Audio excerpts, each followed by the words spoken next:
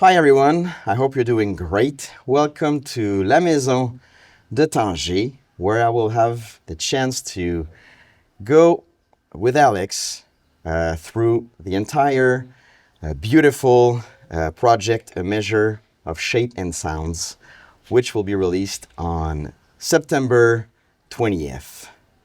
So, hey Alex, Hey, how are you? very good. Nice. Such a beautiful, wonderful place. Day. We've been spending 6 weeks here already in Tangier. Yeah, How did that go? incredible. Such a wonderful place. It's very inspiring. The city has its own rhythm, its own identity as well. So every day is different, even though you feel like it's the same kind of canvas, but you're discovering so many different shades of colors and noises and peace as well. So it's one of my very favorite city to spend some time Wow, into. that's not too lightly said, especially having the chance to travel as much as you did, like this summer, 10 weeks in Europe, and now here. I mean, that must have Yeah, been like, very yeah, very interesting. for sure, Yeah, for sure. Wow. absolutely. Great, great, great. And now a measure of shape and sounds. That's quite a unique project in itself. Like with everything we've been used to, Kimio was a thing of its own, but now I feel like we're getting a bit, I don't know, deeper or somewhere else into the music spectrum you've been um, used to, I don't know, share, release, be part of. So there's so many interesting things with it. I think it's yes, it's a very kind of like awkward piece of art if you think about the arc of what I'm doing, Mm-hmm. starting like uh, ages ago with your favorite enemies. When you realize when like there was like a kind of a, a fracture, a breakdown, and then after that, starting to do my own things, and you can see that I like when the arc doesn't have to make sense because it means that you're actually expressing creatively something that you're living, and in my perspective it's impossible for you to have like a logical kind of like creative arc when you're actually living for real what you're going through.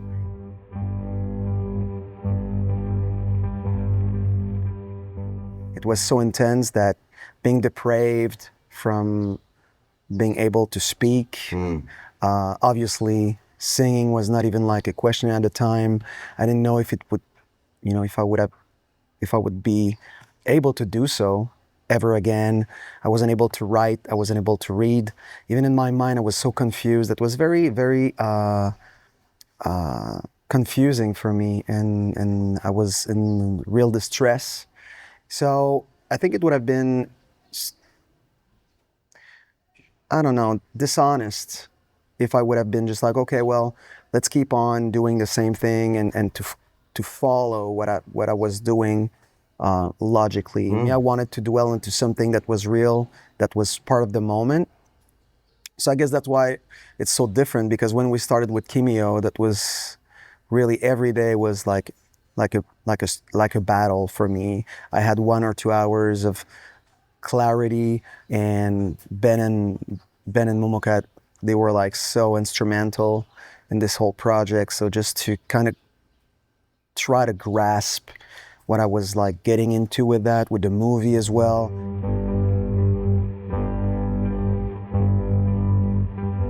And then a measure came a little after where I was slowly getting back into being able to whisper a little bit. So there was a little bit of hope, I would say. But still I didn't know really what I had, and I was slowly getting back into writing, and I was still very confused mentally because I didn't know at the time, because I wasn't, after my surgery I didn't know that I had like microembolism in my brain. So, Sure, of course.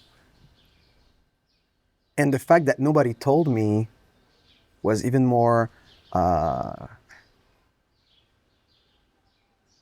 how can I say, it was even more puzzling as it was cruel because for me, I thought that I was like getting crazy.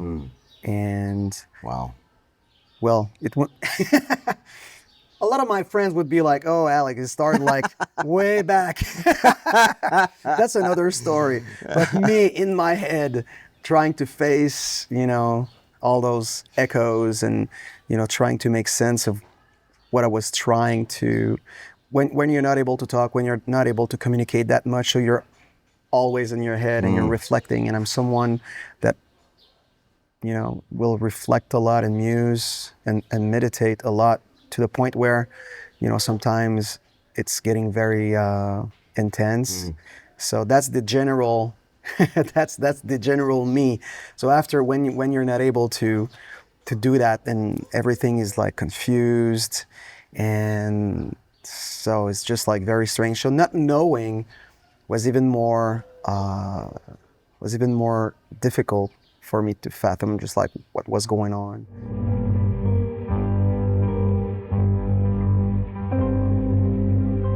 So that was really the beginning with a measure. Just like, okay, trying to let go, trying to stop to try to understand and lose the control a little bit. And that's why that project came in a more of a peaceful acceptance and to say, okay, well, you've got the awareness of what you're going through. You have like all the denials, all the pain and all the frustrations are still there, but now you kind of manage them and you kind of have a better comprehension of what it is and why. So after that comes like a bit more clarity. So that was the back, the canvas, the canvas that was taking place. Wow. And at first the canvas was like bleak. There was like nothing to see for me. I was too close to it. And then suddenly I was like starting to add some colors, and I was able to define some of the shades and the layers as I was like having a better perspective of what I was going through and who I was becoming as well, to make peace with that, because I was obviously completely different. I wasn't the same before and after. So to try to understand that was also very, very complicated for me, because as much as I've been like followed to recover physically, I think that I really, I wasn't expecting that it would be so difficult emotionally and spiritually after, with all the side effects and everything that was coming with it.